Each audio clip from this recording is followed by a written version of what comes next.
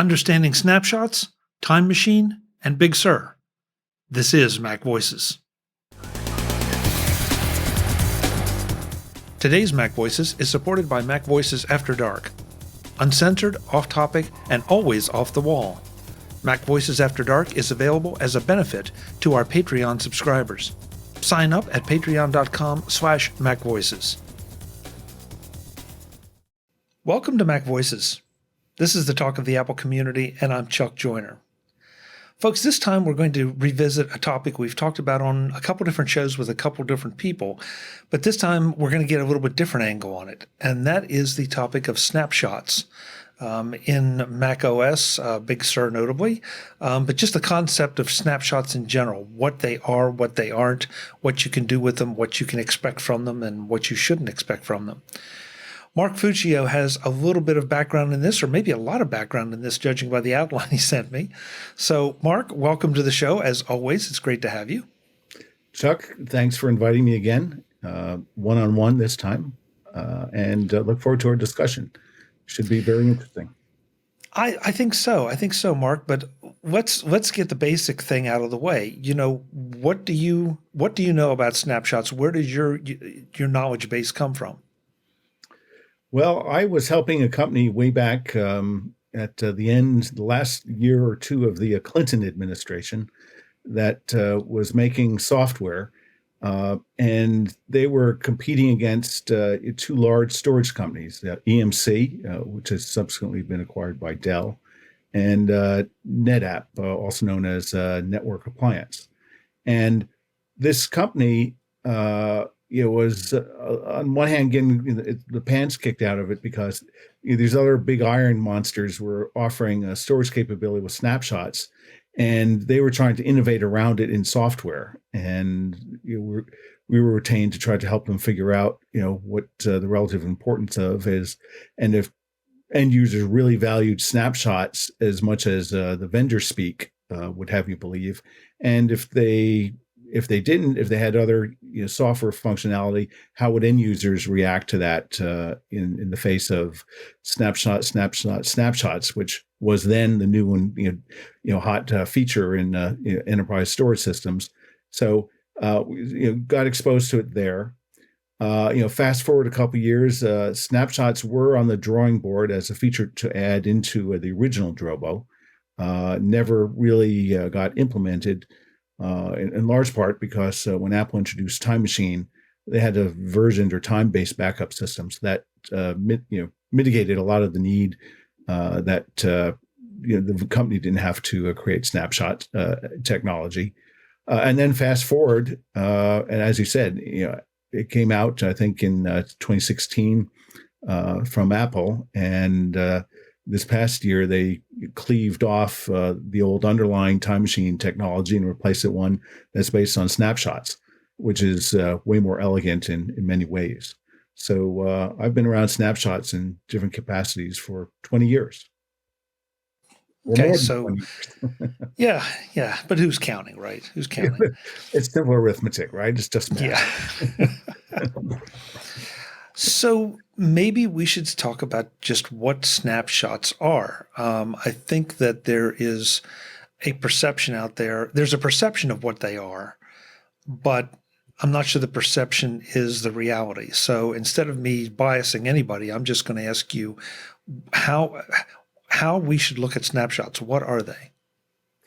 So if you boil it down in the strictest sense, a snapshot is a point-in-time copy of the file system and the data that exists on, a particular computer or server. I think where people tend to get confused is there are various discussions about properties of snapshots and how snapshots are implemented. And as we get into this, I think we'll elucidate some of those points so that people can go from this pure, simple description that a snapshot is a picture of your file system, at a particular point in time, and all of the data that exists. So snapshots can be taken very easily, or if you use the right technology, they can be taken very easily and quickly. And they provide you, an ability that you can see how your data evolves over time, much like Apple did originally with Time Machine, but it's implemented in a completely different way. Okay, so I guess I do have to bias this because when you say it's a snapshot of my system and the data at a point in time, my mind immediately goes to clone.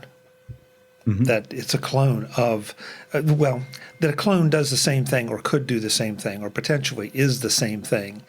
But snapshots don't seem to take up anywhere near that much space.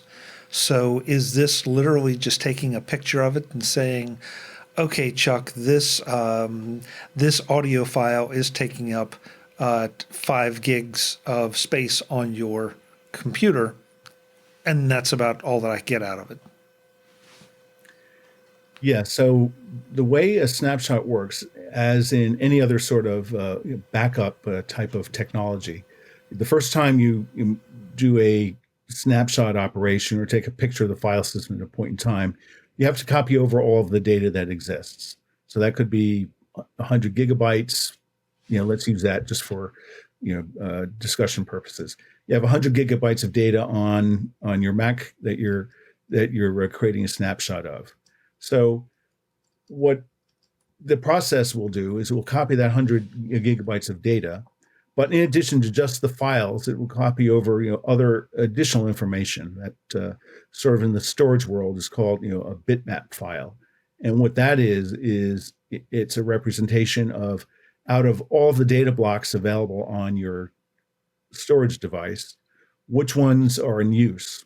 And by doing that, you're able to go in and you can reconstruct what the file system looked like at 1 o'clock, at 1 o'clock and 10 seconds, 1 o'clock and 28 seconds, or however often snapshots were taken. Now, one of the reasons that they're really efficient and elegant is that because they're taking a snapshot image of this bitmap file, all they have to do when a new snapshot is taken is they take the new representation of what blocks are now in use, and then they compare that versus the old one. And for new data, they copy over that data. If data has changed, they copy over the blocks that have changed, and that's it. They don't have to do anything else. And by doing that, boom, very, very quickly, can have an update. So I think that's part of the appeal that I think people have now of snapshot technology. Is it makes doing taking a point in time backup of your Mac very, very, very, very rapidly. I was doing some experiments here, and I was finding that backing up, just the whole process of doing taking a snapshot runs in the order of 9 to 11 seconds. So imagine going back in time, if you could, to doing a snapshot. If you're not using an SSD, using the AFP file system, if you're using the old spinning drive, just imagine how much longer. I don't think even Snapshot can Time Machine even start that window rolling, saying starting backup, in less than 10 seconds. So I think that's a maybe a way to help people understand that. You're copying over, what you're focusing on, what data blocks are used, and that embeds all the file system information, which is why you're able to reconstruct different time-based views of the file system. So we've joked with you about being a storage guy on the file, being a storage geek. And this seems, the way you're describing it, this sort of plays into that a little bit, because you're not talking about my files. You're just talking about the blocks. I mean, almost the ones and zeros at this point, a picture of the ones and zeros. And by saying, I want to go back to this particular snapshot of, let's say, 2 hours ago, the system could rearrange the blocks, put things back the way they were then. And the fact that it's reconstructing, let's say, files or whatever at that point, maybe even bringing back files that have been deleted, you're back to where you were. I would describe it a little bit differently, because instead of saying recreating, what it does is it actually stores that information. It's stored on your hard drive. So you can think of it as an archaeological expedition. If this is the current time as you want older and older backups, you're just digging deeper and deeper and deeper into the site. And each level is analogous to a different point in time that the snapshot was taken. So all the data is there. It's just now stored in such a way that it's able to be manipulated. Because in most times in most computer systems, the file system's a living dynamic object, and there is no concept built into it in terms of time. Everything is in the present. Everything is what is the data that's stored right now. So part of the challenges of implementing this is putting the mechanisms in place so that you can take that picture of the bitmap file, which tells which blocks are in use, so that that embeds the information so that a tool like Time Machine or a tool like others can go in and mount that and look and see what data existed at that point in time, and you can see it could be very similar or very dissimilar to what your desktop looks like right now. Okay, so, but does it have the capability, and I'm not sure what the correct word is here, to not restore, because that's a whole different thing, but to bring back a file that, let's say, I accidentally deleted, that I know I deleted it at 2:00. If I could go back to the 1:00 snapshot and say I want it to come back, it can bring that back. Yes. So again, there are two ideas here that let's unravel. Idea number one is that data does exist on your hard drive. So what Mac OS does is you can mount that old file system, or you can mount that snapshot, which is that point in time view of that file system. So it's like magically, if you're in Star Trek, if you just go back, you go back in the past, you're going back and you're actually seeing and interacting with what existed at that point in time. So that gets mounted and it's available like a disk volume, like anything else is. If you mount, if you plug in a couple Thunderbolt drives, or if you mount, USB. Sorry, if you mount a server or network attached storage drive, they're all available to you as drive mount points. The thing about snapshots is it's hidden from the user except through the Time Machine interface, or if people are a little geekier and have more terminal skills, they can go in and they can find where they're mounted if they go into the terminal.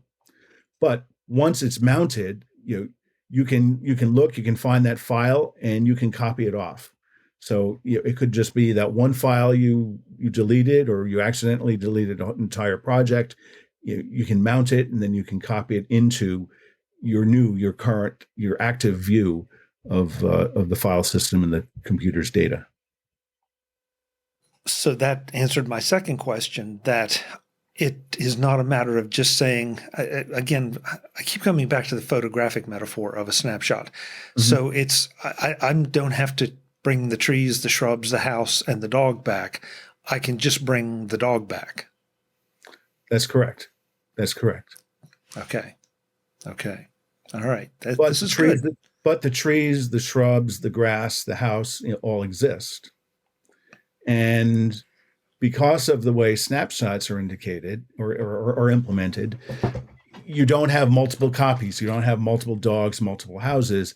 You have one, whatever that one object is, exists, until such time as, if you have a picture of yourself and then you dye your hair red and take another picture of yourself, you have a brand new object. So, obviously that would take up, more storage and other capacity.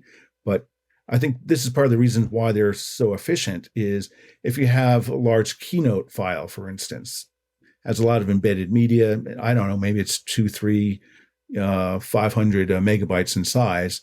If you realize you spell your boss's name wrong on page 7, if you go in and page 7 just correct that typo, what what Time Machine would do if it were to do a backup, it would see it and say, okay, well, this very important presentation, this entire 500 megabyte file has changed. So when Time Machine runs, in the classic sense of Time Machine on prior to Big Sur, it would see, oh, this file has changed. We need to copy everything over. What block-based snapshots would do is they would look at it and say, okay, this one data block has changed. So when we make this new snapshot, all we need to do is update the photo of which blocks are in use, and for that block that is changed, we now have a different block, available, in the current view. So that's why it's very efficient. And a couple of years ago, when APFS was introduced, a lot of people talked about a lot of its new capabilities of making instantaneous clones of files, and how it had so-called copy on write semantics. And what copy on write means is instead of overwriting the data in that block that fixes the typo, you create a new block, copy the data into it, and then you write your changes into it. So that's why you sort of, you can imagine you were having all these different parallel archaeological levels of data and file systems existing at different times, and it's just the different block that gets used, at the different times. The archaeological thing is, I think, a really good one, if I'm understanding what's going on here, because that by doing what you just described, I don't lose. I get the correction, but I don't lose the version that had the mistake. So Right. it's still there at that archaeological level, if you will. So I really never get rid of anything. I just watch it change as the snapshots are taken. Yes, But the system watches it. That's correct. Now there will be some fine points again. If you're a geek and you want to look at the man file for TM util and go in, you could. This is brain surgery, folks. You could go in and you could delete specific snapshots, but for most ordinary users, they'll never do that. The only way they'll interface with them is through a tool like Time Machine, or there's some other backup utilities out there as well that will interact with snapshots. But again, I think this is part of the confusion of these things exist. How do I, as a user, interact with them? And the reality is, and most times you don't. You interact with another program that knows how to go into this archaeology of, oops, I deleted that presentation. I can restore it from 4:30 yesterday, or oh boy, I deleted this thing and forgot all about it. I better go back 3 weeks. Going further down, to get that missing project. If memory serves, and you may have it in the outline here, but if memory serves, we did not have snapshots until we started adopting the APFS file system. Is that correct? I'd answer that in 2 ways. I'd say that prior to that, the snapshot is a view of your file system at a point in time. Prior to that, Time Machine was offering that, but the mechanism it uses was very different. It would basically make copies of data, or at a new time point, it would have a lot of so-called symbolic links that point back to the old versions of the file. So each time it ran, you basically follow a link from a link to a link until you back to the original file. So what's new about snapshots in Big Sur is they're block-based, using the mechanism we were discussing. And yes, that needed the advances in the technology that came through APFS, Apple File System, in order to provide block-based snapshot capability. Okay. All right, so let's get a little bit practical here. So now my system has the capability of taking snapshots. Mm-hmm.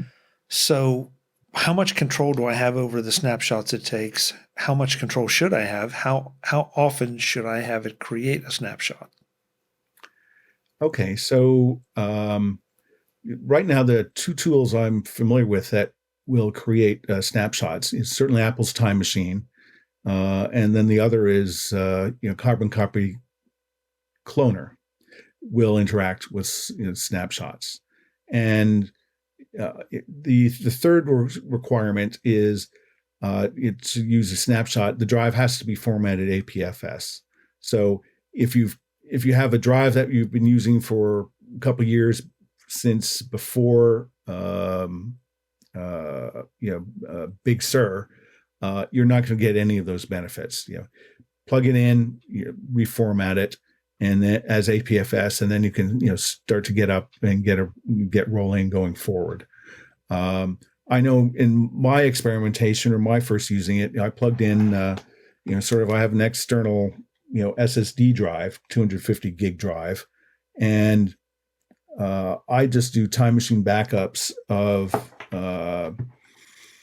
my home directory, desktop documents, downloads, and the library file, because that's where a lot of the stuff that's changing all the time lives and resides.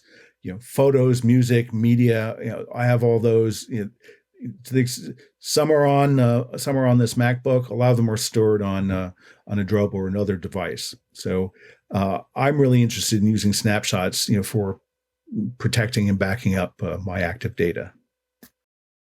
This edition of MacVoices is supported by our Patreon subscribers and MacVoices After Dark. Ever wonder what happens before the MacVoices live shows? Or what happens when the show ends or after the live feed closes? That's where MacVoices After Dark comes in. If you are a Patreon supporter at any level, you get access to the video of our off-camera conversations. Uncensored, unedited, and always off the wall. It's a small thank you to our Patreon supporters who want to peek behind the curtain. Become a Patreon subscriber at patreon.com/MacVoices. And thanks to everyone who supports the show. So you're using snapshots through the Time Machine interface? Yes, that's correct. Okay. It's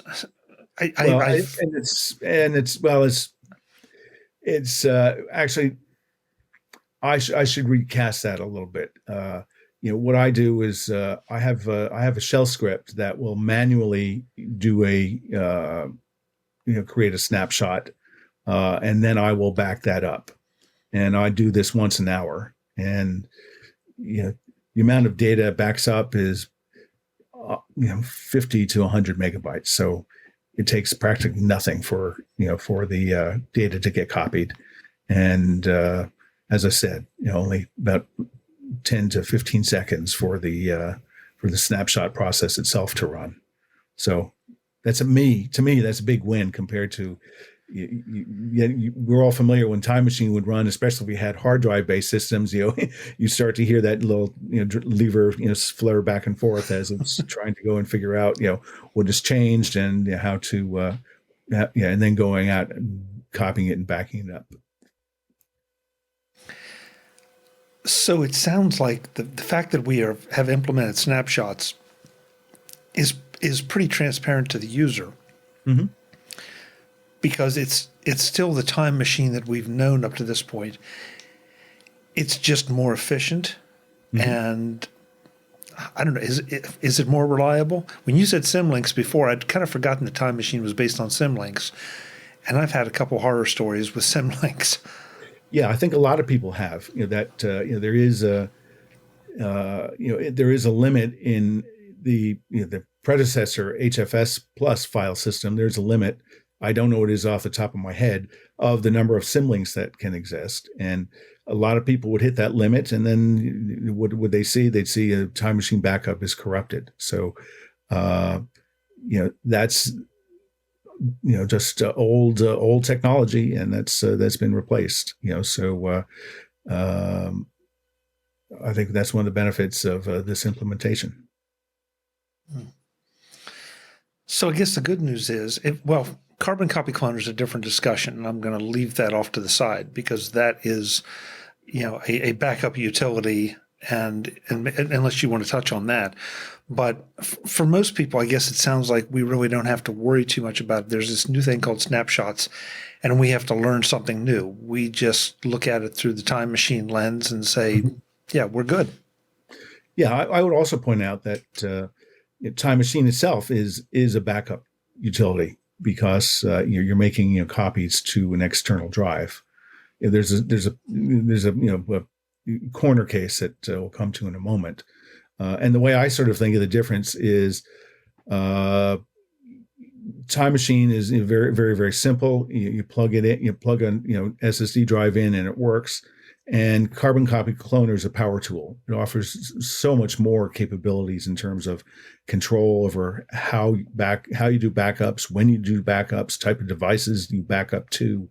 So it's a tool for people who want the next step up in capability to really experts who really have to fine tune their backup strategy. Because maybe I know a lot of photographers who've used it that they do one thing sort of for nightly backups, and then they do much more elaborate weekly and monthly backup tasks as well. And I think touching on that, that's part of the reason snapshots were originally created. Is back in the mid '90s, companies were starting to create and have more and more data than they could back up on their nightly backup window, which typically is 1, 2, 3, 4 hours.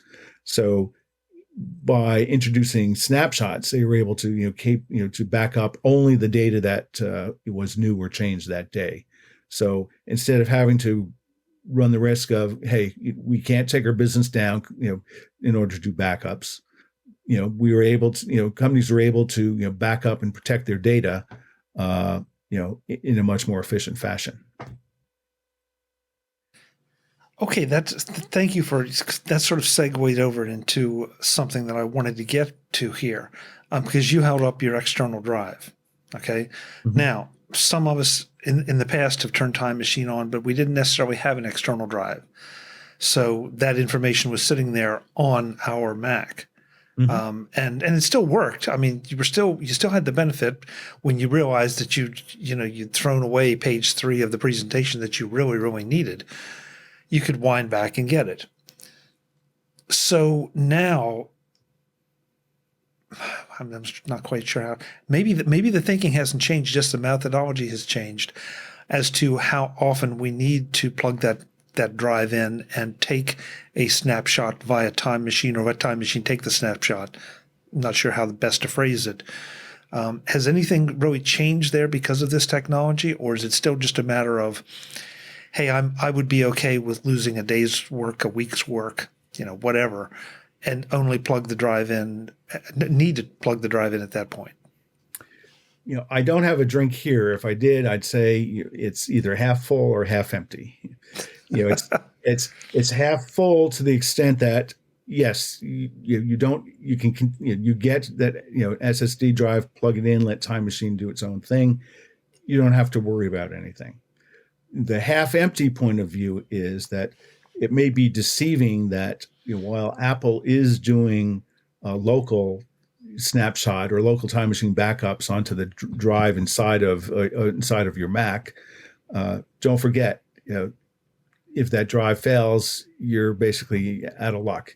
So the whole point of backups was to have a separate copy of your data on different media to protect yourself. And sort of what snapshots add is the ability that you instead of making it monolithic, is all of everything that you can go in again. You can slice things by different an hour, or if you change your Time Machine backup frequency, you can get whatever level of resolution. And yes, to the extent that you're on the road, maybe one day people are going to be traveling again post-COVID, and you're working and you're not at home and you're not plugged in at your home or your office to that backup drive, it will save the local changes there. And I think of that's more for convenience against the oops, I erased this thing that by accident I need to go back 2 hours and recover the copy before I foolishly erased it.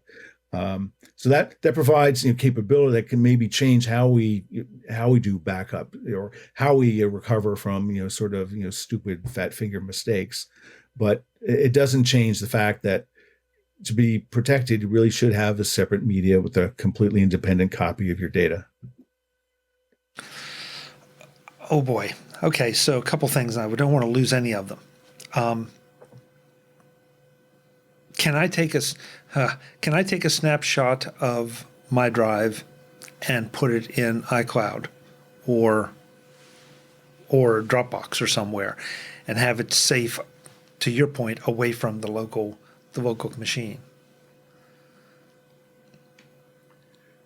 So tell me more. I want to understand the sense in the context in which you mean, can I take a snapshot? Well, okay. So this is a terrible analogy. Excuse me. This is a terrible analogy, but I'll go with it anyway. I have a presentation I'm going to do tomorrow. So I want to make sure that if my hard drive crashes, that I don't lose it. So I put a copy in iCloud where if my machine would crash or die overnight or be stolen or whatever, that I could then find a new Mac, bring that copy down from iCloud, and do the presentation. So I guess I'm asking, can I do the same thing with a snapshot of my drive, since it is a snapshot, and since going way back to the first part of this conversation, that snapshot should be able to restore my drive from almost from scratch and turn it into the drive as it was at the time of the snapshot? Or am I asking too much? Okay, yeah, I was going to say let's unravel it. There's, I think, maybe three ideas there. One is, I'm working on a presentation, and it's stored on iCloud, and by virtue of being stored on iCloud, it's available, to multiple Macs or iPads or your phone or whatever devices are linked to your account.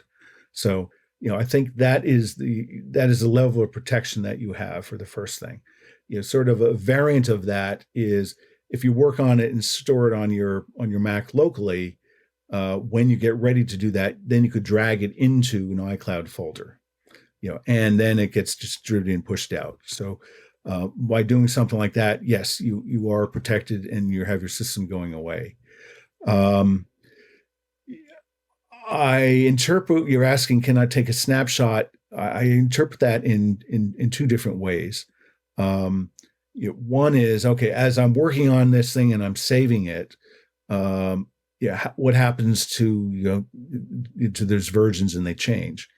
Well, I think what Apple has done is they've been very good in figuring out how to efficiently identify what's changed in that keynote presentation.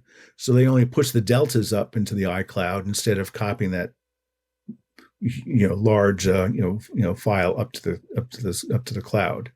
So in that sort of benefit, in that sort of sense, you could think about it that the latest and greatest version, the top level of this archaeological dig, that's always pushed up to iCloud or always pushed up into a Dropbox. So that's the thing that's available. If you're asking, can I take and access, my snapshot, my, all the historical dig information and move that to another, device? Right now, the only way Apple provides for doing that is using Time Machine. And it goes to, that one drive that you're using, that you're plugging in and backing up to your Mac. Okay, so if I took your drive, mm-hmm. and you and I went to the store and I bought you a new Macintosh, mm-hmm. and you plug your drive in, mm-hmm. can you restore your drive from that snapshot from that? Yeah, can you restore to the new Macintosh your drive the way it was based on that snapshot? That's a good question. I haven't tried that. I I know Apple certainly is allowing people to do a backup restore from Time Machine. And I think now, to the extent that they have snapshots, if you currently now, when you do a backup, you see, okay, you see that, sort of the interface of, you have the timeline along the side, and you see the different versions of folders. So as you scroll through them, you see how their contents change. I believe that you'll have the same behavior when you back up. I do not think that it allows you to take the whole snapshot history with you. So if that's the question that you're asking, I don't believe that's possible. I believe that's the question I'm asking, and that seems to be consistent with other things that I've heard from other people and from what I've read about snapshots, that it's not, well, we're back to the word. It's not a clone of your machine. It's a snapshot. And those are two very different things. Yeah. So again, it may be possible, if you want to do some geekery, for people to look at the man page for TMUtil. There are capabilities there that you can manually change and associate different devices between different machines. So you might be able to work out a workflow where you might be able to move that over. But I think for majority of people, myself included, that's probably not necessary. Okay. But again, I say that part of my prejudice is, yes, I think it's great. You see all this stuff going back in time, but I'm really only interested in the present, right? Past, present, or future. I'm interested in the present, or the recent past of, oh, damn it, I deleted that thing, 3 days ago. Let me go back. Let me reach back in history and then pull it back and make a restore from that point. I know a lot of people like to see all the historical changes, and for that, spend the money and get 2 terabyte SSD drives. Well, yeah, it's funny. I mean, actually, I'm the opposite. I'm more like you. The historical stuff is fun to see for the first 1 or 2 times. Then it becomes a bit burdensome trying to figure out, okay, how many versions do I have here? And how many versions do I have to go back through to find what it is I'm looking for? Right. Now, it's a nice problem to have. I'd rather have it that way than not have enough versions to find what I was looking for. But it can become a little much if you have 75, 80, 100 different versions, and I've got to look at all of them to decide where did I change it or which version is it that I'm looking for. Mm-hmm. So you've mentioned SSDs a couple times, and I want to be very clear on that with folks. Do I have to have an SSD to use snapshots through Time Machine, or can I just plug in, recognizing that there are speed considerations, but is there anything that's preventing me from using doing snapshots on a regular spinning drive?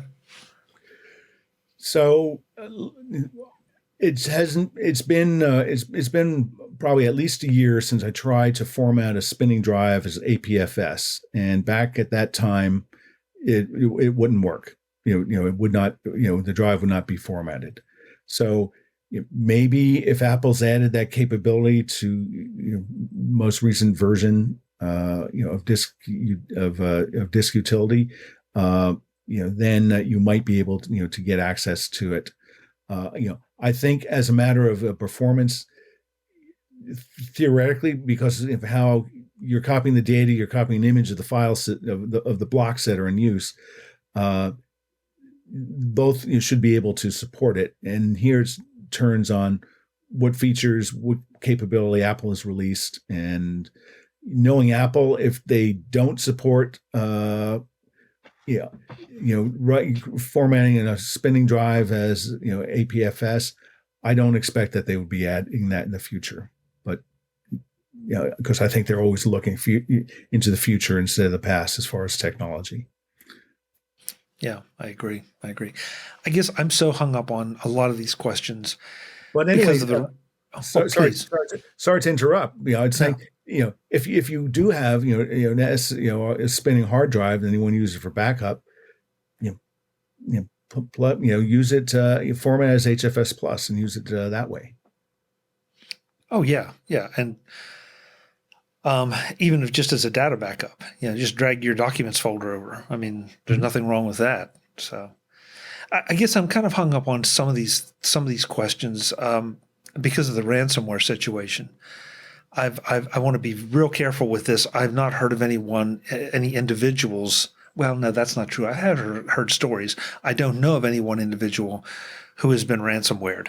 I've a lot of companies and all, but I'm not sure how many people are going to announce that. Hey, I was dumb enough to do something and didn't have any backups.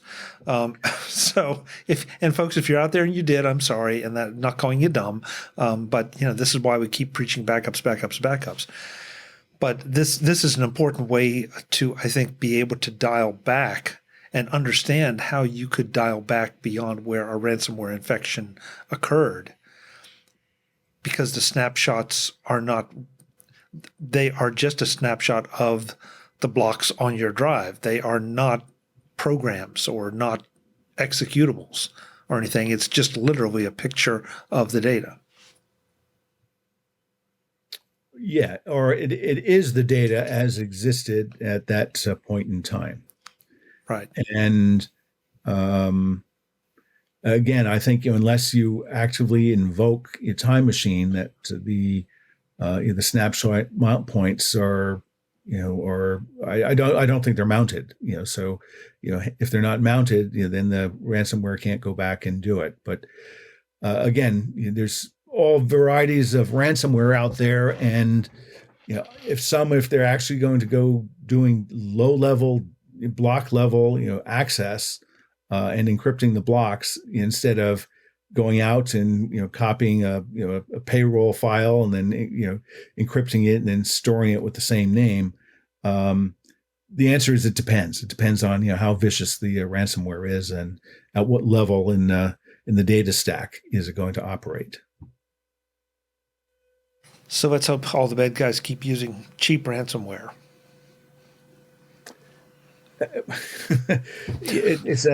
To me, that's an arms race, and the thing I was most surprised to learn on the recent pipeline or ransomware situation is the degree to which there is subterranean infrastructure out there of companies that have ransomware tools, and to the extent that they will lease it and sell it, and others have faults of known vulnerabilities in company A, B, and C. So it's a dangerous world out there. So I wouldn't I wouldn't count on anything not changing and evolving over time. So what we're saying about ransomware is good for this point in May in 2021. An arms race is a really good, I think, description of it. And the one of the best tools I know in this war, or in this race, I guess, is understanding what tools we have at our disposal to try to protect ourselves. It's too bad we have to do that, but yeah, guess what? We have to. You better just to be safe, because I don't want to lose everything on my drives, and I don't think anybody else does. Would it be unrecoverable? No. I mean, would it kill me? Probably not. I might wish it had, but it probably wouldn't. So, Mark, what else do we need to know about snapshots? I mean, we've kind of bounced all around here. I was just skimming your outline, which was excellent. And if you don't mind, I'm going to put that a link to that in the show notes, if that's okay with you. Sure, go ahead. Yeah, so people can kind of see some of this conversation in a bit more organized fashion. But what haven't we touched on? What do we need to know, or what should we know about snapshots that we haven't kicked around? Oh, I'd say it still seems to me that it's still a work in progress from Apple, because APFS was launched in 2016. Before that, they were having some of these low-level, point in time version of files. Remember, you could, if you're working in Keynote or Pages, I think if you clicked the Option key, it would give you an ability to open. You can see different time points at which the file was saved. So Apple's been working on this, in many ways, and I think it was on your show. I was talking about, what I thought some of the practical benefit of that level of granularity is they could just hone down on just the specific data that is changed instead of having to copy the whole big file. And I think we see that now in terms of, syncing calendars and other stuff, between devices via iCloud. Even if we're out and about in the wild in, situations where we have low bandwidth, a lot of syncing and handoff between devices happens. And I think it's all driven by this innovation of just pass the hot data that's changed and then unify the environments around it. So looking at, I'll also send you a link, for the so-called the man page for time machine utility. And if people look at that, there's a lot of additional functionality there that maybe the product's been over-engineered, or maybe there's other innovations that'll be queued up and coming as we go into the future. Certainly, I think a lot of the capability there seems to be designed for third parties to create more sophisticated backup and restore tools than Apple does with just Time Machine. And again, have no relationship, with them, but I really like the innovations that are in Bombich Software's Carbon Copy Cloner. Yeah, and this is sort of to your point. This is changing all the time, and it seems to be changing especially fast with Big Sur. As we record this just today, there was an article published on Eclectic Light that Big Sur 11.4. Do I have that right? I think now has fixed the bug or the feature or whatever that now you are able to mount and boot from Big Sur external drives. So that was something that a lot of us were kind of distressed over, and we've been looking for workarounds. And there were a couple workarounds that you really had to jump through a bunch of hoops. And I guess now, according to that article, I have not tried it, but that little problem is solved. So the file system, everything is constantly evolving. And I think you just have to keep up, or have somebody in your family or your friends, or hopefully here on MacVoices, to help you keep up. Because the one thing for sure is that change is a constant, and it just seems to get faster and faster. Yes, indeed. So, Mark, thank you. This has been enlightening, and I really appreciate it. If for no other reason, the archaeological dig thing, I think, really does make it a lot easier to understand, how snapshots are doing what they're doing, and how they work. So, yeah, good job. Thank you for that. Okay, so if people have questions, I think they should forward them in. Definitely. You can reach me at chuck@macvoices.com. Mark, where can folks connect with you? At Twitter, at Mark Fuccio, MarkFuccio. Great. Thanks so much for the time, as always. It's always a pleasure, whether it's MacVoices Live with the gang or just one-on-one. We always learn something.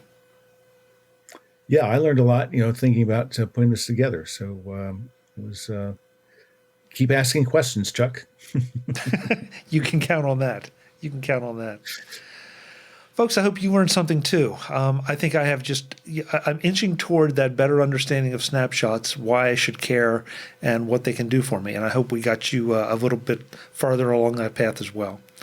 Until the next time, and as always, thanks for watching. Visit MacVoices.com for show notes and to connect with Chuck on social media. Get involved in our Facebook group or like our Facebook page, and get more out of your Apple tech with MacVoices Magazine, free on Flipboard and on the web. And if you find value in it all, consider supporting us through either our Patreon campaign at patreon.com/MacVoices, or by making a one-time donation via the PayPal link on our front page and in the show notes of each episode. You will join these fine people who help bring you MacVoices.